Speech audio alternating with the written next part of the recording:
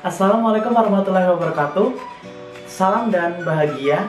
Nama saya adalah Daniel Aziz Pambudi, mahasiswa dari Universitas Sarjana Wiata Tapeniswa Yogyakarta, Fakultas Pertanian, Program Studi Agroteknologi. Saya adalah mahasiswa KKN atau kuliah kerja nyata di Dusun Pelemlor, Kelurahan Batu Retno, Kecamatan Banguntapan, Bantul, Daerah Istimewa Yogyakarta. Saya dari Padepokan 050 dengan dosen pembimbing lapang yaitu Pak Adia Adi Prabowo. Saya akan menjelaskan program kerja individu saya, yaitu yang berjudul Penyuluhan Hama dan Penyakit pada Tanaman Pertanian adalah sebagai berikut. Ya, penyuluhan hama dan penyakit pada tanaman pertanian. Hama dan penyakit tanaman dalam dunia pertanian itu merupakan salah satu cekaman biotik yang menyebabkan kesenjangan hasil antara potensi hasil dan hasil aktual, dan juga menyebabkan produksi tidak stabil. Di Asia Tenggara, senjang hasil tersebut disebabkan oleh penyakit sebesar 12,6% dan hama adalah 15,2%. Sebelum kita melangkah ke langkah selanjutnya, kita harus perlu tahu terlebih dahulu apa itu hama dan penyakit pada tanaman. Hama adalah organisme pengganggu tanaman atau OPT yang menimbulkan kerusakan secara fisik akibat dari semua hewan yang menyebabkan kerugian dalam pertanian. Sedangkan penyakit tanaman adalah gangguan pada tanaman yang disebabkan oleh mikroorganisme. Hama dan penyakit pada tanaman itu ada beberapa contoh.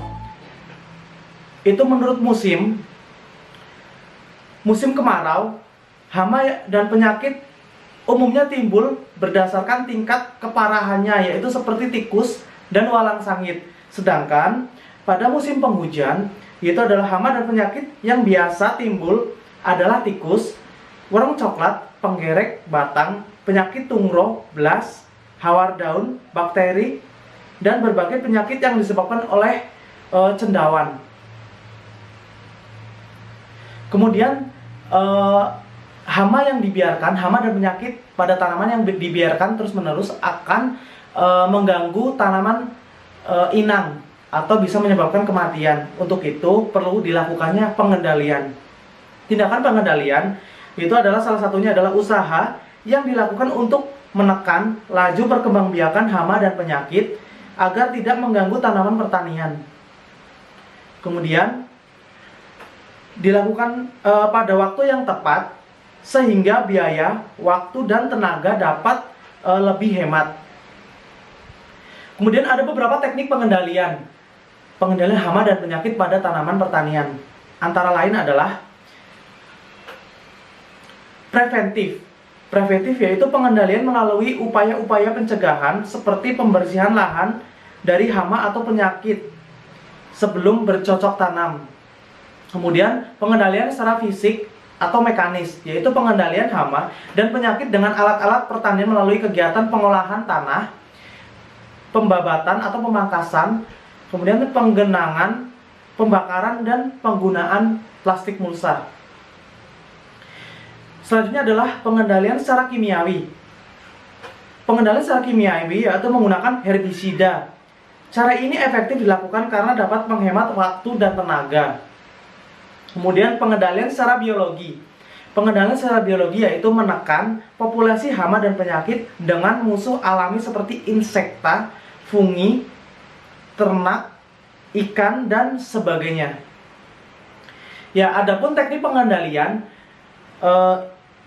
pada tanaman hortikultura, salah satunya adalah pemanfaatan nematoda sebagai pengendali hayati hama tanaman hortikultura. Kenapa harus menggunakan NEP atau nematoda? Yaitu karena penggunaan herbisida sintetis menyebabkan berbagai permasalahan lingkungan. Hal tersebut mendorong untuk menghemat inovasi pengendalian hama secara hayati, yaitu pemanfaatan nematoda patogen atau NEP. Sebagai pengendali hayati dapat menekan populasi hama. Di sisi lain juga tidak terdapat residu bagi lingkungan sekitar. Dan beberapa hama yang menyerang tanaman hortikultura antara lain adalah ulat geraya, ulat daun kubis, kemudian ulat bawang, hama ulat kentang atau ulat buah tomat. Kemudian metode perbanyakan nematoda, yaitu ada salah satunya adalah in vivo, yaitu menggunakan larva serangga. Di antaranya ulat Hongkong, ulat bambu, dan ulat jagung. Yang kedua adalah in vitro. Jenis nematoda entomopatogen. Yang pertama adalah Steinernema sp, yaitu bersimbion dengan bakteri Caenorhabdus sp. Yang kedua adalah Heterohabditis sp, yaitu bersimbion dengan bakteri Photorhabdus sp. Nah, itu adalah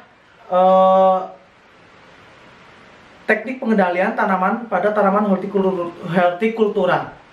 Terima kasih telah menyimak atau mendengarkan presentasi dari saya.